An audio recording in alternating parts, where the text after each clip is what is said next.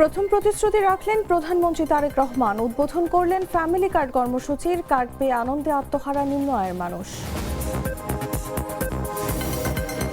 রাজধানীতে কাটেনি জ্বালানি তেলের সংকট, বন্ধ বেশ কয়েকটি পাম্প। ফিরে যাচ্ছেন মোটরসাইকেল ও গাড়ি চালকরা। বহু বছর ধরেই মিটারে চলে না সিএনজি চালিত অটোরিকশা। দেখার সময় নেই পুলিশেরও। নতুন সরকারকে দ্রুত উদ্যোগ নেওয়ার আহ্বান।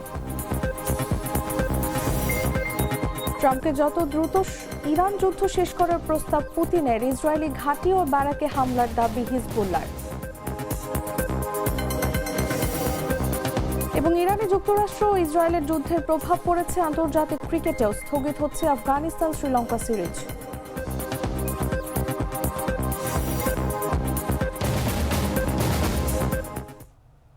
এতক্ষণ শুনছিলেন সংবাদ শিরোনাম। দর্শক, আমন্ত্রণ দুপুর 1টা নিউজে। সাথে আছি আমি তাসলিমা তিথি।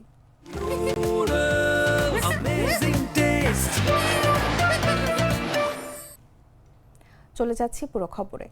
সরকার গঠনের মাত্র 3 সপ্তাহের মাথায় নির্বাচনী প্রতিশ্রুতি বাস্তবায়নের অংশ হিসেবে ফ্যামিলি কার্ড কর্মসূচির উদ্বোধন করেছেন প্রধানমন্ত্রী তারেক রহমান। মঙ্গলবার সকালে রাজধানীর বনানীস্থ টি&টি খেলার মাঠে আয়োজিত এক অনুষ্ঠানে তিনি কর্মসূচির আনুষ্ঠানিক উদ্বোধন করেন। সকাল 10:30টার দিকে অনুষ্ঠানে প্রবেশ করে উপস্থিত সাধারণ মানুষের সঙ্গে শুভেচ্ছা বিনিময় করেন প্রধানমন্ত্রী। মঞ্চে তার সঙ্গে উপস্থিত ছিলেন সহধর্মিণী ডাক্তার জুবায়দা রহমান। অনুষ্ঠানে মন্ত্রিপরিষদের সদস্য সহ ফ্যামিলি কার্ড বাস্তবায়ন কমিটির সংশ্লিষ্ট কর্মকর্তারা উপস্থিত ছিলেন। এদিন সকাল থেকেই টি&টি মাঠে জড়ো হন নিম্ন আয়ের বহু মানুষ। উদ্বোধনের আগেই উপকারভোগীদের মোবাইল ফোনে টাকা পৌঁছে গেছে বলে জানা গেছে। ফ্যামিলি কার্ড গ্রহণ করছেন বেগম বাসনা। আজকে এই ফ্যামিলি কার্ড ব্যক্তিগতভাবে আমার জন্য আজকের দিনটি খুবই ইমোশনাল। কারণ এখানে আজকে যারা আপনারা অতিথি উপস্থিত আছেন, এখানে কিছু মানুষ উপস্থিত আছেন যাদের সাথে বিগত অনেকগুলো বছর ধরে আমি বসে বসে আমরা পরিকল্পনা গ্রহণ করেছি যে কিভাবে যখন সময় আমরা পাবো, সুযোগ পাবো, জনগণের সমর্থন পাবো, সেই ফ্যামিলি কার্ডটিকে আমরা বাস্তবায়ন করব। আল্লাহ তাআলা রব্বুল আলামিনের রহমতে আজকে আমাদের সেই দিনটি উপস্থিত, যেই দিনে আমরা আজকে আমার জন্য যেমন একটি ইমোশনাল দিন, আমি মনে করি আমার সরকার এবং আমার দল বাংলাদেশ জাতীয়তাবাদী দলের জন্য একটি ঐতিহাসিক এবং একটি ইমোশনাল দিন আজকে। সম্মানিত সকল উপস্থিতিবৃন্দ, সম্মানিত সভাপতি সহ আসুন, এই দেশটি আমাদের প্রথম এই দেশের মানুষের প্রত্যাশা বর্তমান নির্বাচিত সরকারের কাছে অনেক, সেটি আমরা বুঝতে পারি।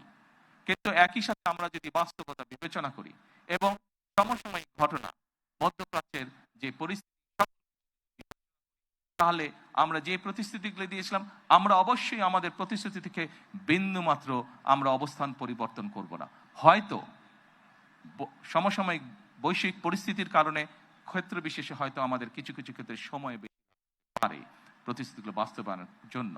সেজন্যই আজকে আমি সকলকে অনুরোধ করব, এখানে যে সকল এলাকাবাসী উপস্থিত আছেন আপনাদেরকে, আপনাদের মাধ্যমে সমগ্র দেশবাসী যে সকল উপস্থিত আছেন আপনাদেরকে, আপনাদের মাধ্যমে সমগ্র দেশবাসীকে এবং মিডিয়ার মাধ্যমে সমগ্র দেশবাসীকে আমি অনুরোধ করব যে আসুন আমরা ধৈর্যের সাথে সমগ্র পরিস্থিতি। আজও রাজধানীতে রয়েছে জ্বালানি তেলের সংকট। সরবরাহ সংকটে মঙ্গলবার সকালে স্বাভাবিক কার্যক্রম শুরু করতে পারেনি বেশ কয়েকটি পাম্প। অনেক জায়গায় তেল নাই সাইনবোর্ড দেখা গেছে। তেল নিতে এসে ফিরে যেতে দেখা গেছে মোটরসাইকেল ও গাড়ি চালকদের। তবে কার্যক্রম চালু রাখা পাম্পগুলো সরকারি নির্দেশনা মেনে তেল দিচ্ছে। চালকরা বলছেন, এই ভোগান্তি নিরসনে সরকারকে কার্যকর উদ্যোগ নিতে হবে। কেউ কেউ তেল অবৈধভাবে মজুত করছে বলে অভিযোগ ছিল তাদের। এদিকে চলমান জ্বালানি সংকট লাঘবে ভারতের আসামের নুমালিগড রিফাইনারি থেকে বাংলাদেশে আসছে 5,000 metric ton diesel. Bangladesh petroleum কর্পোরেশনের বাণিজ্য ও অপারেশন বিভাগের মহাব্যবস্থাপক মোহাম্মদ মোর্শেদ হোসেন আজাদ বিষয়টি নিশ্চিত করেছেন।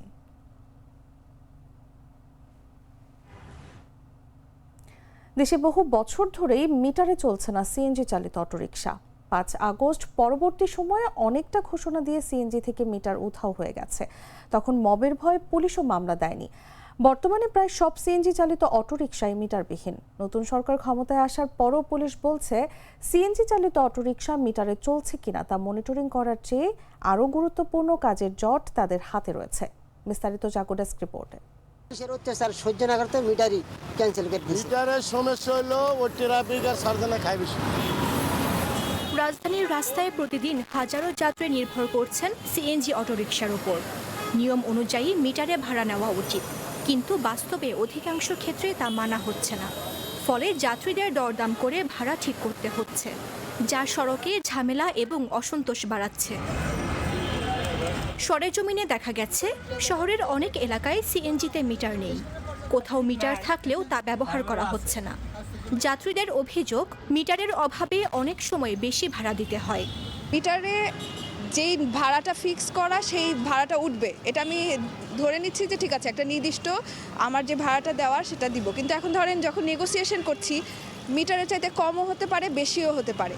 তো সেক্ষেত্রে আমি আসলে এটা বলতে পারি না যে আমি যখন মুখে মুখে ভাষাটা ঠিক করছি সেটা কি সঠিক হলো, ন্যায্য হলো না কি হলো, কিন্তু মিটারে আমি জানি যে আচ্ছা নির্দিষ্ট একটা ভাড়া সবাই সেই সেম ভাড়াটাই দিচ্ছে, দূরত্ব হিসেবে হোক সময় হিসেবে সেই ভাড়াটা দিচ্ছে। তো আমার সেই ক্ষেত্রে আমার কাছে মনে হয় যে মিটারে ভাড়া হলে মানে যাত্রীদের জন্য ন্যায্য ভাড়াটা আমি দিতে পারছি, আমার জন্য সেটা সুবিধা হচ্ছে। সিএনজি চালকদের দাবি, বর্তমান খরচের সঙ্গে মিটার ভাড়া সামঞ্জস্যপূর্ণ নয়। মিটার লাগানো এই কারণে 1 কিলো রাস্তা গেলে 20 টাকা বাড়ায়, 10 কিলো রাস্তা গেলে মনে করেন 200 টাকা বাড়ায়। 200 টাকা বাড়ালে গেলে মনে করেন 150 টাকার গ্যাস যা গাড়ি খরচ স্যার মনে করেন 50 টাকা 100 টাকা নিজে কষ্ট করতেছে, এটার টাকা কোথায়? এই জন্য মিটারে চলি না ভাই। রাস্তায় আসলে পরে এমনি গাড়ির মালিকের জমা বাড়তি 1400 টাকা জমা, 1200 টাকা জমা, তার মধ্যে রাস্তায় আসলে পরে পুলিশে 4000-5000 টাকা করে মামলা দেয়। এই জন্য একবার পর্যায়ে বিআরটির সামনে আন্দোলন হওয়ার পরে মিটার ভাঙচুর হয়েছে। পুলিশের অত্যাচার সহ্য না করতে মিটারই ক্যান্সেল করে দিয়েছে। এখন আর পুলিশে মামলা ঠামলা দেয় না, মিটারে এখন কেউ যাত্রী বলো না, কেউ আর এই সমস্যাও। মিটারের সমস্যা হলো ও ট্রাফিক আর সার্জনে খাই বেশি। ওরা ডাম্পিং দেয়, আর 17.5 বছর তো আমরা জ্বালা যন্ত্রণায় ছিলাম এই সিএনজি নিয়ে। মনে করেন মামলা ডেলি 1টা 2টা 3টা 4টা দেখাইছি, এখন একটু মোটামুটি করে না। আর মিটারে আমার কোনো সমস্যা নাই, মিটারের সমস্যা একটাই, মিটারে না গেলে ওরা আর কি মামলা করে দেয়, মানে আর না দিলে টাকা দেওয়া লাগে। ঢাকার বিভিন্ন এলাকায় এই একই চিত্র চোখে পড়ে। এক পুলিশ সার্জেন্ট জানালেন, 5 আগস্টের আগে মিটার না মানলে মামলা করা হতো, কিন্তু সেই দিন থেকে চালকদের বিরুদ্ধে মামলা আর হয়নি। মবের ভয়ে কেউ মামলা করতে সাহস পান না। যাত্রী কল্যাণ ও পরিবহন বিশেষজ্ঞরা বলছেন, সড়কে শৃঙ্খলা ফিরিয়ে আনতে সিএনজি চালিত অটোরিকশায় দ্রুত মিটার ব্যবস্থা কার্যকর করতে হবে। নিউজ ডেস্ক, জাগো নিউজ। গ্লিটারের টুইন লেমন ও অ্যান্টিব্যাকটেরিয়াল ফর্মুলা বাসনকে চকচকে জীবাণুমুক্ত করে আমাদের দেয় গ্লিটার গ্যারান্টি। টাঙ্গাইলের কালীহাতীতে সড়ক দুর্ঘটনায় বগুড়া জেলা প্রশাসনের ম্যাজিস্ট্রেট লক্ষণ চন্দ্র দাস ও তার গাড়ির চালক আহত হয়েছেন। সোমবার রাতে ঢাকা টাঙ্গাইল যমুনা সেতু মহাসড়কের উপজেলার সল্লা এলাকায় দুর্ঘটনা ঘটে। স্থানীয় পুলিশ জানায়, ঢাকা থেকে ছেড়ে আসা বগুড়া জেলা প্রশাসকের কার্যালয়ের একটি পাজেরো গাড়ি উত্তরবঙ্গের দিকে যাচ্ছিল। পথে সল্লা এলাকায় পৌঁছালে গাড়িটি সামনে থাকা একটি ট্রাকের পেছনে সজোরে ধাক্কা দেয়। এতে পাজেরো গাড়িটির সামনের অংশ দুমড়ে মুচড়ে যায়। দুর্ঘটনার পর স্থানীয়রা আহতদের উদ্ধার করে দ্রুত টাঙ্গাইল জেনারেল হাসপাতালে পাঠায়। এ ব্যাপারে যমুনা সেতু পূর্ব থানার ভারপ্রাপ্ত কর্মকর্তা ফুয়াদ রুহানি বলেন, দুর্ঘটনায় গাড়ির চালক সহ ম্যাজিস্ট্রেট গুরুতর আহত হয়েছেন। গাড়িটি পুলিশি হেফাজতে রাখা হয়েছে।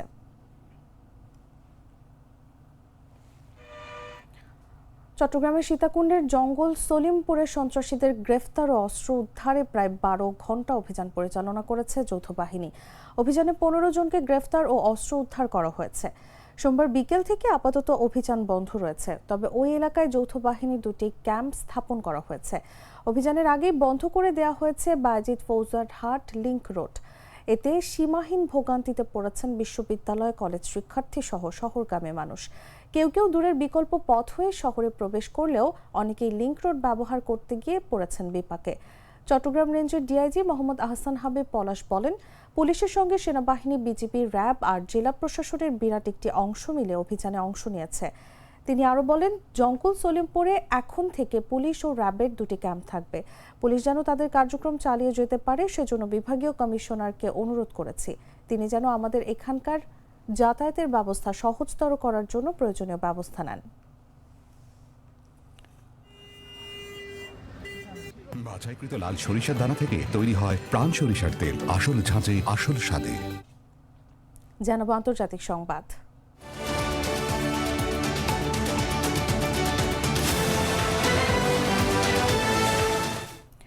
মার্কিন প্রেসিডেন্ট ডোনাল্ড ট্রাম্পকে দ্রুত ইরান যুদ্ধ শেষ করার প্রস্তাব দিয়েছেন রাশিয়ার প্রেসিডেন্ট ভ্লাদিমির পুতিন। এক বিবৃতিতে ক্রেমলিনের পররাষ্ট্র নীতি বিষয়ক সহকারী ইউরি উশাকভ জানিয়েছেন, সোমবার মার্কিন প্রেসিডেন্ট ডোনাল্ড ট্রাম্পের সঙ্গে টেলিফোনে কথোপকথনে প্রেসিডেন্ট পুতিন ইরান ঘিরে সংঘাতের দ্রুত মীমাংসার জন্য প্রস্তাবনা পেশ করেছেন। সাংবাদিকদের কাছে ওই কথোপকথনের বিবরণ দিয়ে উশাকভ বলেন, দুই নেতা ইউক্রেনের সংঘাত নিয়েও আলোচনা করেছেন এবং তাদের আশা আলোচকদের একটি মীমাংসার দিকে এগিয়ে যেতে উৎসাহিত করা হবে। তিনি পুরো আলোচনাকে অত্যন্ত তাৎপর্যপূর্ণ বলে বর্ণনা করেছেন। উশাকভ বলেন, প্রেসিডেন্ট পুতিন ইরানি সংঘাতের দ্রুত রাজনৈতিক ও কূটনৈতিক অবসানের লক্ষ্যে বেশ কয়েকটি চিন্তাভাবনা প্রকাশ করেছেন, যার মধ্যে উপসাগরীয় রাষ্ট্রগুলোর নেতা, ইরানের প্রেসিডেন্ট এবং অন্যান্য দেশের নেতাদের সঙ্গে যোগাযোগের বিষয়গুলো অন্তর্ভুক্ত।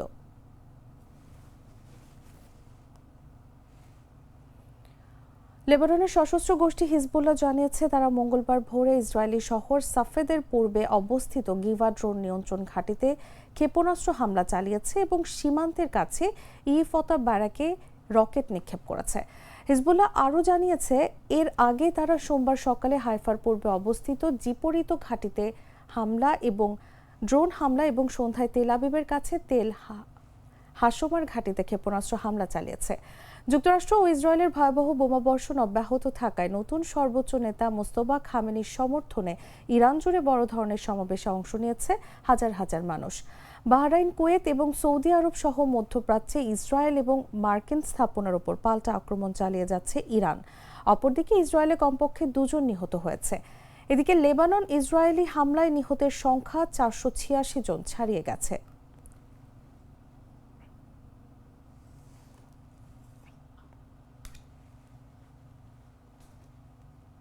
সংবাদ শেষ করব খেলার খবর জানিয়ে।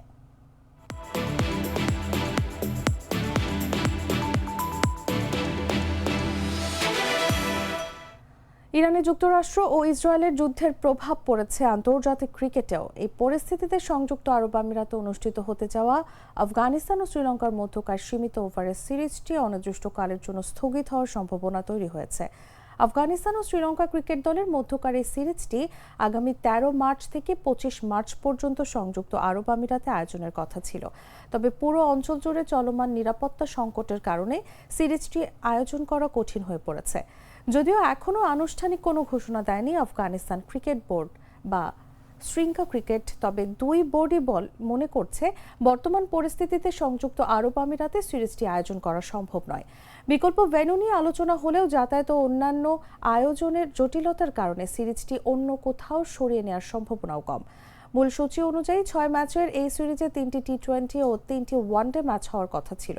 13, 15 ও 17 মার্চ শারজাতে টি20 ম্যাচগুলো এবং 20, 22 ও 25 মার্চ দুবাইয়ে ওয়ানডে ম্যাচগুলো আয়োজনের পরিকল্পনা ছিল।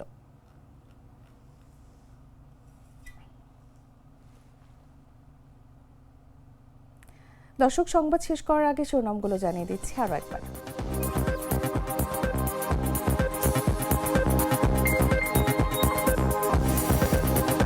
প্রথম প্রতিশ্রুতি রাখলেন প্রধানমন্ত্রী তারেক রহমান। উদ্বোধন করলেন ফ্যামিলি কার্ড কর্মসূচির। কার্ড পেয়ে আনন্দে আত্মহারা নিম্ন আয়ের মানুষ।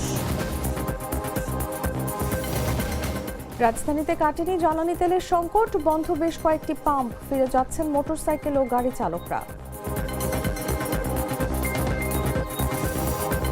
বহু বছর ধরেই মিটারে চলে না সিএনজি চালিত অটোরিকশা। দেখার সময় নেই পুলিশেরও। নতুন সরকারকে দ্রুত উদ্যোগ নেওয়ার আহ্বান। ট্রাম্পকে দ্রুত ইরান যুদ্ধ শেষ করার প্রস্তাব পুতিনের। ইসরায়েলি ঘাঁটি ও ব্যারাকে হামলার দাবি হিজবুল্লাহর। এবং ইরানে যুক্তরাষ্ট্র ও ইসরায়েলের যুদ্ধের প্রভাব পড়েছে আন্তর্জাতিক ক্রিকেটেও। স্থগিত হচ্ছে আফগানিস্তান শ্রীলঙ্কা সিরিজ।